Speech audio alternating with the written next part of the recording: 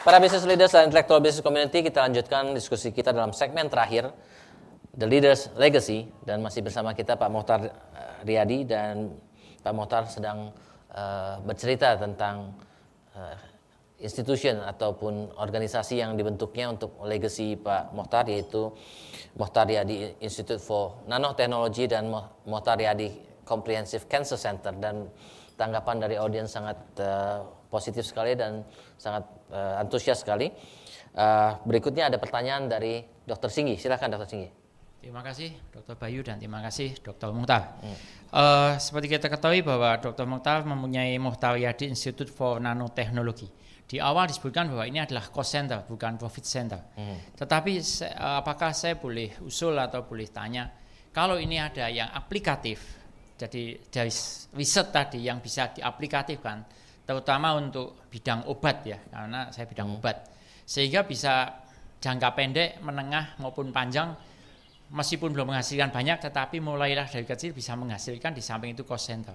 Kira-kira pandangan Pak Dr. Mokhtar Riyadi bagaimana? Terima kasih. Terima kasih Pak Mokhtar dari Dr. Singgi. Beliau ini punya pabrik obat, soalnya nanyanya begini.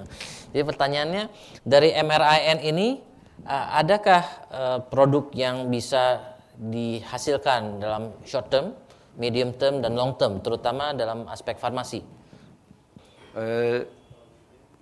Untuk menjawab ini, mungkin saya ingin menjelaskan bahwa nanoteknologi itu adalah suatu konsep. Sebenarnya itu satu konsep itu. Dan konsep ini mungkin bisa dibagi dalam apakah konsep ini bisa diterapkan untuk dalam manajemen? Jawabannya yes. Oleh karena prinsip itu adalah apapun yang kita mau kerja harus mulai dari yang paling kecil. Itu filosofi Lao Tzu mengatakan bahwa betapa besarnya pohon mulai dari bibit yang kecil. Right. Gitu. 10.000 kilometer mulai dengan satu langkah. Ya, mulai dari satu langkah. Dan manusia ini yang begitu kompleks Siti ini mulai dengan satu sel. Satu sel. Gitu. Jadi ini semua dari kecil. Gitu. Right. Dan di dalam perusahaan ini pun juga demikian.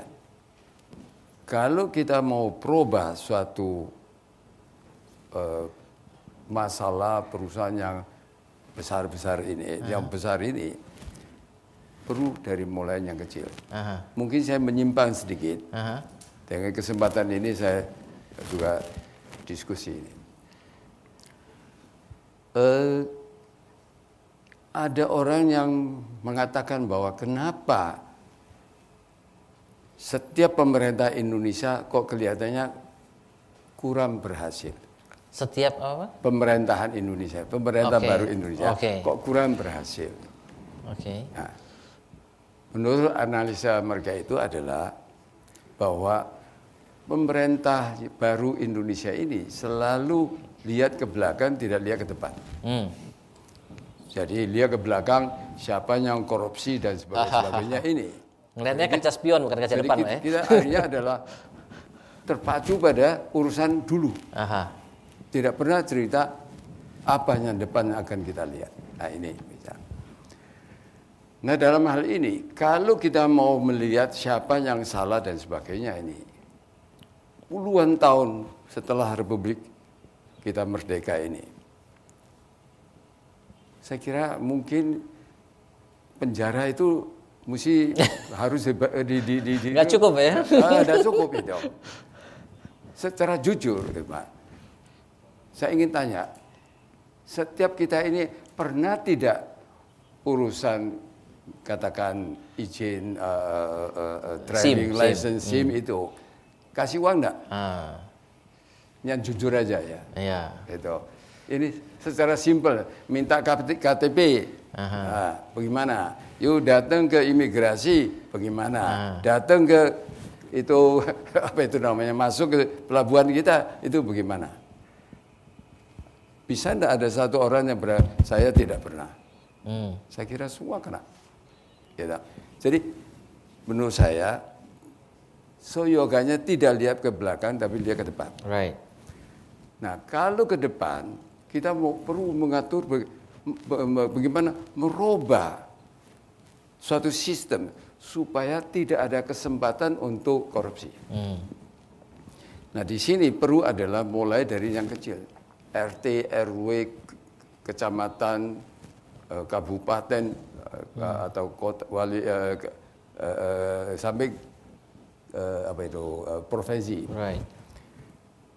Nah, di sini kita perlu mulai dari satu, katakan Jakarta, dan ambil dari satu, katakan RT, RW, diteliti dua organisasi ini fungsinya apa, berapa orang yang mau dipakai, dan setiap urusan ini perlu berapa menit itu diselesaikan. Right. Ini semua Ditata. secara operation lain ditulis secara jelas, ditentukan, you nggak bisa lebih dari ini. Kalau barang siapa melebihi ini,